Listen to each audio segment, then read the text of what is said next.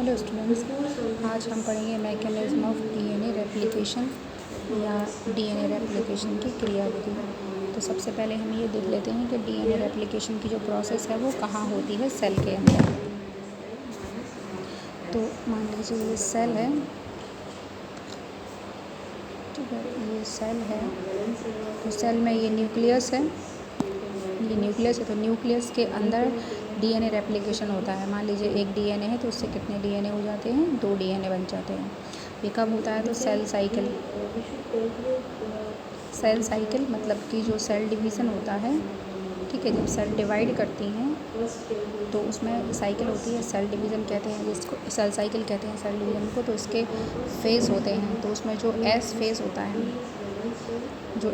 होता है, उस फेज़ में ये प्रोसेस होती है, क्या, डीएनए रेप्लिकेशन होता है। एस फेज़ में होता है डीएनए रेप्लिकेशन, ठीक है। इट मीन्स हम ये कह सकते हैं कि जो डीएनए रेप्लिकेशन है वो कहाँ होता है, इन न्यूक्लियस होता है। और किस फेज़ में, इन एस फेज़, ठीक है, इन एस फेज़ ऑफ न्यूक्लियस। अब जो डीएनए रेप्लिकेशन है उसके लिए कुछ हमें एंजाइम्स की रिक्वायरमेंट होती है, ठीक है। तो वो हम चीज़ें देख लेते हैं कौन कौन सी हमें चीज़ें चाहिए होती हैं। तो सबसे पहले तो हमें चाहिए होता है डीएनए पॉलीमरेज,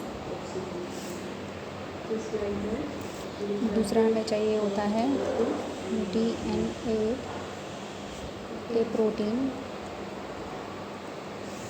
उसके बाद तीसरा हमें चाहिए होता है हेलिकेज एंजाइम,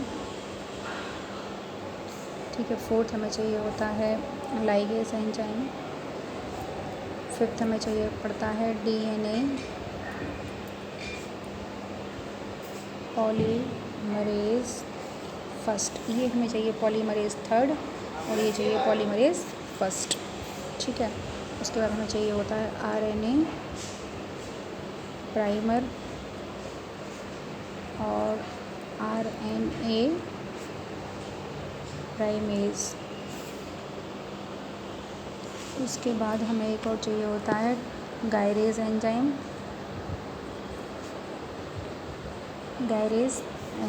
ठीक है। जहाँ पर एज लगा हुआ है उसका मतलब है कि वो एंजाइम, जैसे आरएनए प्राइमर है तो it is not enzyme, it is strand, ठीक है। गायरेज चाहिए होता है, या इसको हम टोपो आइसोमरेज भी बोलते हैं, टोपो आइसोमरेज। तो यहाँ पर हमें 8 एंजाइम्स लिखे हैं, अगर कोई रह गया होगा तो जो हम प्रोसेस करेंगे तो वहाँ पर वो आ जाएगा। तो यहाँ पर हम देख रहे हैं कि इतने सारे एंजाइम्स चाहिए। तो सबसे पहले हम इनके वर्क देख लेते हैं कि क्या इनके वर्क हैं, ये क्या करेंगे डीएनए रेप्लिकेशन में। तो डीएनए जो पॉलीमरेज होता है वो किस लिए होता है, जब ये किसी स्ट्रैंड पर लग जाता है तो ये न्यूक्लियोटाइड्स को जोड़ता है, छोटे छोटे न्यूक्लियोटाइड्स को चेन बनाने में काम आता है, ठीक है। और डीएनए ए प्रोटीन जो होती है वो क्या करती है कि जो डीएनए ये बना हुआ है, डीएनए मान लीजिए, इनकी कॉइलिंग को, ये जो फोल्ड होते हैं इनको खोलता है, ओपन करने में हेल्प करता है। मान लीजिए ये इतने पास हैं, इसको हम ओपन कर दें तो ये इस तरीके से हो जाएगा, इस तरीके से इसको ओपन कर देता है, दूर खोल देता है, ठीक है, इस तरीके से ऐसे खोल देगा। हेलिकेज एंजाइम का वर्क क्या होता है, हेलिकेज एंजाइम जो होता है वो इन कॉइल को खोलता जाता है, ये जो कॉइलिंग है इनको खोलता जाएगा, मतलब ऐसे सीजर की तरह होता है, ऐसे काटता जाता है। तो मान लीजिए ये डीएनए है, ये डीएनए, तो यहाँ पर जब एक बार ओपन हो गया, डीएनए ए प्रोटीन है वो एक बार खोल देते तो ये मान लीजिए ये वाला स्ट्रैंड जो है इतना खोल दिया, जो डीएनए ए प्रोटीन है उसने इतना खोल दिया, लेकिन बाद में यहाँ पे हेलिकेज लग जाएगा तो वो क्या करेगा, इन कॉइलिंग को भी खोलता जाएगा, तो ये भी खुलते जाएंगे। तो ये कैसे, मतलब ये मान लीजिए इसको हम ऐसे बना देते हैं,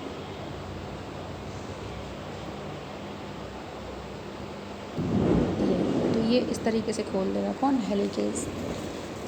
लाइगेज एंजाइम का वर्क क्या होता है, लाइगेज एंजाइम में जो यहाँ पर ये प्रोटीन्स, ये न्यूक्लियोटाइड्स के टुकड़े बनेंगे, ठीक है, स्ट्रैंड बनेंगे छोटे छोटे, उनको जोड़ने का काम करता है। और डीएनए पॉलीमरेज जो फर्स्ट होता है उसका वर्क क्या होता है, यहाँ पर आरएनए प्राइमर लिखा है, तो आरएनए प्राइमर जब स्ट्रैंड पर ऐड हो जाता है डीएनए स्ट्रैंड पर, तो आरएनए तो हमें बनाना नहीं है, आरएनए का कोई यूज़ नहीं है, इसलिए उसको हटाने के काम आता है, इसको रिमूव करने के लिए। और आरएनए प्राइमर का काम क्या होता है, आरएनए प्राइमेज जो है वो किसको फॉर्मेशन में हेल्प करता है, इसको गायरेज एंजाइम का फंक्शन क्या होता है? गायरेज एंजाइम जो है ये कॉइल और ज़्यादा ना खुल जाए, मतलब जब रिक्वायरमेंट हो तभी खुले तो इसको स्टॉप करके रखता है, बंद करके, वरना ये पूरा ही खुल जाएगा, ये स्ट्रैंड अलग अलग हो जाएंगे दोनों। इस तरीके से जो एंजाइम्स हैं ये इनके वर्क होते हैं। आइए अब हम देखते हैं कि किस तरीके से डीएनए रेप्लिकेशन होता है। ये देखिए हमने यहाँ पर डीएनए बनाया है, ये डीएनए है। तो सबसे पहले क्या होता है कि जिस स्थान पर, सबसे पहले तो आप ये जान लें कि डीएनए का जो डीएनए काफ़ी लेंदी होता है हमारा, लेंथ ज़्यादा होती है उसकी। तो जो प्रोकैरियोटिक सेल्स हैं और यूकैरियोटिक सेल्स हैं उसमें जो डीएनए रेप्लिकेशन है वो सेम टू सेम है, ठीक है। तो जो बैक्टीरियल सेल्स होते हैं या प्रोकैरियोट्स होते हैं उनका जो डीएनए होता है उसमें केवल एक ही ओरिजिन सेंटर होता है या एक ही ORI होता है। ORI किसे कहते हैं? जहाँ से रेप्लिकेशन स्टार्ट होता है उस पॉइंट को हम बोलते हैं ORI या ओरिजिन प्लेस बोलते हैं। तो मान लीजिए सबसे पहले क्या होगा कि ये जो DNA प्रोटीन है ये यहाँ पर आके लग जाती है इस तरीके से, और इस तरफ से भी लग जाएगी। तो ये क्या करेगा, ये DNA प्रोटीन इसको यहाँ खींचेगा और इसको यहाँ खींचेगा। तो ये जो स्ट्रक्चर है वो किस तरीके से, इसके जो नाइट्रोजनस बेस के बीच बॉन्ड हैं वो क्या हो जाएंगे, टूट जाएंगे। साथ ही साथ ये जो DNA है वो कहाँ एंटर करेगा, जिस प्लेस पर नाइट्रोजनस बेस कौन से होंगे, A T या A इस तरीके से नाइट्रोजनस बेस होंगे, वहाँ पर ऐड करेगी। क्योंकि जो A और T होते हैं तो इसके साथ कौन जुड़ा होगा, T, और इसके साथ जुड़ा होगा A, तो यहाँ पर डबल हाइड्रोजन बॉन्ड होता है। लेकिन जहाँ पर C और G होते हैं, CG, तो वहाँ पर ट्रिपल हाइड्रोजन बॉन्ड होता है। तो 3 हाइड्रोजन बॉन्ड को तोड़ना मुश्किल होता है, जबकि जो 2 हाइड्रोजन बॉन्ड है उनको तोड़ना ईजी हो जाता है। इसलिए ये जो DNA प्रोटीन है बड़ा चालू है, समझदार है, इस वजह से ये कहाँ एंट्री करेगा, इस जगह से एंट्री करेगा। जहाँ ये एंट्री कर देता है वहीं से रेप्लिकेशन स्टार्ट होता है। इसलिए इस स्थान को हम क्या बोलेंगे, इस प्लेस को क्या बोलेंगे हम, ओरिजिन प्लेस या ORI भी कहते हैं इसको। तो अब ये स्ट्रक्चर जो है वो किस तरीके का हो जाएगा, ये इनको हम सीधा बना लेते हैं, ठीक है, ये इस तरीके से।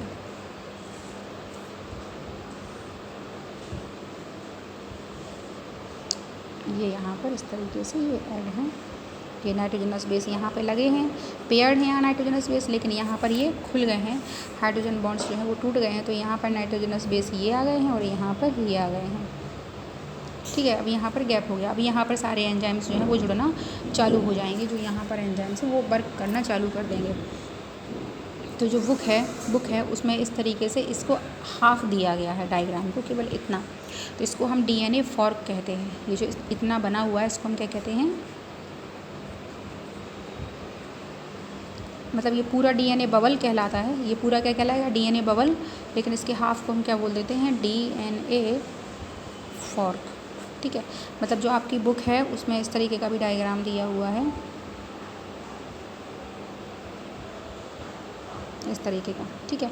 यहाँ लिखा है मान लीजिए कि 5 एंड, यहाँ लिखा है 3 एंड, और यहाँ 5 एंड, और यहाँ 3 एंड, और यहाँ नाइट्रोजनस बेस इस तरीके से। यहाँ पे एक स्टैंड बनेगा, एक यहाँ स्टैंड बनेगा, ठीक है। और यहाँ पर ट्रोपोआइसोमरेज लगा रहता है या गायरेज लगा रहता है, और यहाँ हेलिकेज लगा रहता है। तो हेलिकेज इसको खोलता जाता है, जितने इसको नाइट्रोजनस बेस पेयर जोड़ने होते हैं तो ये खिसकता जाता है इस तरीके से, DNA पॉलीमरेज, ठीक है।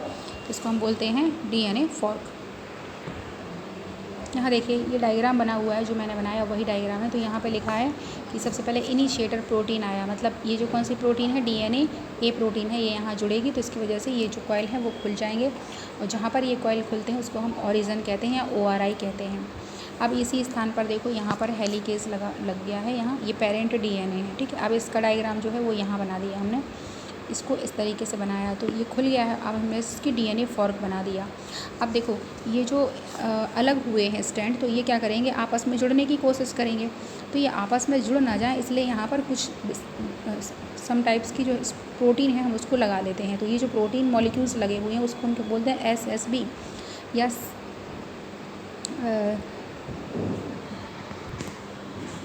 सिंगल स्टैंड बाइंडिंग प्रोटीन, इसको बोलते हैं सिंगल स्टैंड बाइंडिंग प्रोटीन बोलेंगे इसको, ठीक है। मतलब कि ये सिंगल स्टैंड प्रोटीन को आपस मतलब जुड़ने से ये बचाती है। यहीं पर हेलिकेज एंजाइम जुड़ जाएगा। हेलिकेज एंजाइम का वर्क क्या होगा कि ये इसको ओपन करता जाएगा, ये यहाँ से इस तरीके से कटर का काम करेगा, ठीक है। यहाँ से ये जुड़ता जाएगा तो ये चीज़ भी ओपन होती जाएगी इस तरीके की। और टोपोआइसोमरेज या गायरेज है वो इसको जोड़ के रखता है, वरना ये पूरे ही अलग हो जाएंगे। तो ये आगे खिसकता जाएगा यहाँ पर, और ये हेलिकेज भी खिसकता जाएगा। तो ये जो फॉर्क है वो काफ़ी लंबी हो जाएगी। तो मान लीजिए कि जैसे ये हो गई है इतनी लंबी, देखो ये खिसकते खिसकते यहाँ पहुँच गया, और जो हेलिकेज है वो भी आगे बढ़ता जाएगा। तो क्या करेगा कि ये जो फॉर्क है, अभी इतनी छोटी थी ये फॉर्क, अब इतनी लंबी हो गई है। तो ये इन एंजाइम्स हैं जो ये वर्क कर रहे हैं। तो इस जो संरचना बनी है इसको हम रेप्लिकेशन फॉर्क बोला। अब यहाँ पर क्या हो कि जो आरएनए प्राइमेज नामक एंजाइम है, अच्छा जो डीएनए पॉलीमरेज होता है, उसकी कुछ रिक्वायरमेंट होती है, उसकी कुछ शर्तें होती हैं वर्क करने के लिए। मतलब वो बोलता है कि मैं डीएनए स्ट्रैंड दूसरा बना तो दूंगा न्यू, लेकिन मेरी कुछ रिक्वायरमेंट है उनको पूरा किया जाए। मतलब वो कहता है कि सबसे पहली मेरी जो रिक्वायरमेंट है वो ये कि मैं सिंगल स्ट्रैंड पर बनाऊंगा नया स्ट्रैंड, ठीक है। दूसरा, मैं हमेशा वर्क कहाँ करूँगा, जो ओल्ड डीएनए होगा उसके 3 एंड से 5 एंड की ओर ही मैं वर्क करूँगा। मतलब कि मैं अपना जो न्यू स्ट्रैंड बनाऊँगा वो 5 एंड टू 3 एंड बनाऊँगा। मतलब ये देखो, ये इसका 3 एंड लिखा हुआ है या 3 डैश है, तो ये वाला कौन सा हो जाएगा, ये वाला इसका 5 डैश हो जाएगा। फिर इसका ये 5 डैश है तो इसका कौन सा हो जाएगा, ये 3 डैश हो जाएगा। तो जो डीएनए पॉलीमरेज होता है वो ये बोलता है कि मैं जो जिस डीएनए पर वर्क करूँगा या जिस स्ट्रैंड पर, ये स्ट्रैंड है इसको हम टेम्पलेट कहते हैं। इसको क्या बोलते हैं हम, टेम्पलेट। मतलब जिस पर डीएनए रेप्लिकेशन हो रहा होता है उस डीएनए स्ट्रैंड को हम टेम्पलेट कहते हैं। तो मैं ऐसे टेम्पलेट पर वर्क करूँगा जो 3 डैश टू 5 डैश होगा। मतलब मैं 3 डैश से स्टार्ट करूँगा, यहाँ से स्टार्ट करूँगा और 5 डैश की ओर जाऊँगा, ठीक है। साथ ही साथ वो ये बोलता है कि मुझे एक छोटा सा मतलब स्टार्टिंग में मुझे डबल स्ट्रैंड चाहिए, लेकिन बाकी पूरा खाली होना चाहिए, ठीक है। जैसे यहाँ पर पूरा खाली है ये, फिर ये बढ़ता जाएगा। तो स्टार्टिंग में डबल स्ट्रैंड देने के लिए एक आरएनए प्राइमेज नामक जो एंजाइम होता है वो आता है और आरएनए प्राइमर का फॉर्मेशन करता है। आरएनए प्राइमर जो होता है उसमें लगभग 50 के आसपास न्यूक्लियोटाइड्स होते हैं, इस तरीके से बन जाता है। तो यहाँ पर मान लीजिए कि ये डीएनए स्ट्रैंड है, ये डीएनए स्ट्रैंड है, ठीक है, ये डीएनए स्ट्रैंड है, टेम्पलेट है।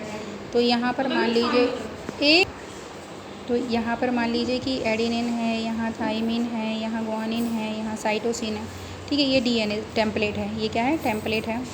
तो यहाँ पे जो आरएनए बनेगा, आरएनए ये बना आरएनए प्राइमर जिसको हम बोलेंगे। तो यहाँ अब आरएनए बनेगा तो ए के सामने यू आएगा, टी के सामने क्या आएगा, ए आएगा, तो यहाँ पे आएगा सी, यहाँ पे आएगा जी। तो इस तरीके से ये आरएनए प्राइमर एक छोटा सा टुकड़ा बन जाता है जिसमें लगभग 50 के आसपास न्यूक्लियोटाइड्स ऐड होते हैं। तो यहाँ पर ये आरएनए प्राइमर बन जाएगा। जब यहाँ पर आरएनए प्राइमर आ जाएगा तो फिर यहाँ पर आ जाएगा डीएनए पॉलीमरेज। अब देखो यहाँ पर डीएनए पॉलीमरेज 3rd आ गया है, तो डीएनए पॉलीमरेज 3rd आ जाएगा। तो अब ये क्या करेगा, इसकी हेल्प से आगे बढ़ता जाएगा। ये देखो आगे बढ़ता जा रहा है, देखो लेंथ बढ़ती जा रही है। ये यहाँ पहुँच गया, डीएनए पॉलीमरेज यहाँ पहुँच गया और इसने एक लंबा सा कंटिन्यू स्टैंड बना दिया है नाइट्रोजनस बेस का।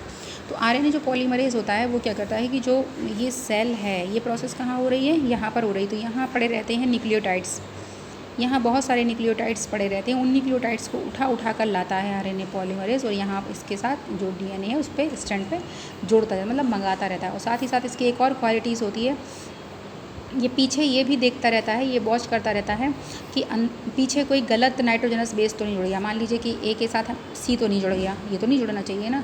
तो अगर देख लेगा गलत है तो उसको काट के, इसको हटा के यहाँ पर टी जोड़ देता है। तो ये फॉल्ट भी ठीक करता जाता है, ये इसकी क्वालिटी होती है। तो इस तरीके से ये आगे बढ़ता जा रहा है। तो यहाँ पर एक कंटिन्यू स्टैंड बनता है, जिसे हम लीडिंग स्टैंड कहते हैं, ठीक है। इसको हम क्या बोलते हैं, लीडिंग स्टैंड बोलते हैं, क्योंकि ये कंटिन्यू बना है। और आप देखो यहाँ पर 5 एंड 2 जो न्यू स्टैंड है, ये न्यू स्टैंड है, ये टेम्पलेट है। तो टेम्पलेट की शर्त क्या है कि 3 एंड 2 5 एंड या डैश होना चाहिए। और जो न्यू बनता है उसकी क्या शर्त है कि वो 5 डैश टू 3 डैश बनता है, ये 3 डैश है, ठीक है। अब यहाँ पर क्या होगा कि डीएनए पॉलीमरेज फर्स्ट आ जाएगा। जैसे ही डीएनए पॉलीमरेज फर्स्ट आता है तो जो आरएनए प्राइमर है, ये है ना आरएनए प्राइमर, ये एरो लाइक स्ट्रक्चर, ये हट जाता है, ठीक है। और फिर ये आपस में कॉइल हो जाते हैं। तो एक डीएनए बन गया। अब एक डीएनए यहाँ बनाना है, तो यहाँ पर क्या करेगी कि यहाँ पर फिर से ये इस तरफ जाएगा ये और यहाँ पर बनाएगा। तो अब जब ये यहाँ पर बनाता है तो क्या करता है कि यहाँ जो ये है स्ट्रैंड है, इसकी क्या वो है कि ये टुकड़ों में बनाएगा। यहाँ पर किस तरीके से बनाएगा, ये छोटे छोटे पीसेस में बनाएगा। तो हर बार एक नया आरएनए प्राइमर इसको चाहिए होगा, ठीक है। कंटिन्यू नहीं बनाता है इस स्टैंड पर, तो ये छोटे छोटे पीसेस में बनाएगा, टुकड़ों में बनाएगा। इस वजह से इसका नाम क्या हो जाए, ये फिर आपस में लाइगेज नामक एंजाइम आ जाएगा। यहाँ पर देखिए कहाँ है, डीएनए लाइगेज आ गया। डीएनए लाइगेज एंजाइम जुड़ेगा तो ये जितने भी ये पीसेस हैं डीएनए के छोटे छोटे जो स्ट्रैंड्स बने थे, टुकड़े बने थे, उन सभी को आपस में जुड़ देगा। जब ये जुड़ जाएंगे सारे तो एक डीएनए स्ट्रैंड बनेगा, लेकिन वो डिसकंटिन्यू रहेगा। ये कंटिन्यू बना है इसलिए इसको हम क्या बोलते हैं, लीडिंग स्ट्रैंड। और ये क्या है, लैगिंग स्ट्रैंड कहलाता है। ये लैगिंग स्ट्रैंड क्योंकि ये छोटे छोटे टुकड़ों से मिलकर बना है। इनके जो छोटे छोटे टुकड़े होते हैं उनको हम ओकाजाकी फ्रेगमेंट्स कहते हैं, क्योंकि जो ओकाजाकी नामक साइंटिस्ट था उसी ने फ्रेगमेंट्स का डिस्कवरी की थी। उसी साइंटिस्ट के नाम पर ओकाजाकी फ्रेगमेंट्स इनका नाम रख दिया गया है। इस तरीके से यहाँ पर एक स्टैंड यहाँ बन गया, एक स्टैंड बन गया। तो ये जो है यहाँ पर एसएसबी जो प्रोटीन्स होती हैं वो अलग हो जाती हैं, जिसकी वजह से ये दोनों कॉइल हो जाती है, ये दोनों। तो एक डीएनए से कितने डीएनए बन जाते हैं, एक ये और एक ये, क्योंकि ये आपस में फिर इस तरीके से कॉइल हो जाएंगे ना। इस तरीके से एक डीएनए से 2 डीएनए बन जाते हैं। सो रेप्लिकेशन जो प्रोसेस है वो कंप्लीट हो जाती है।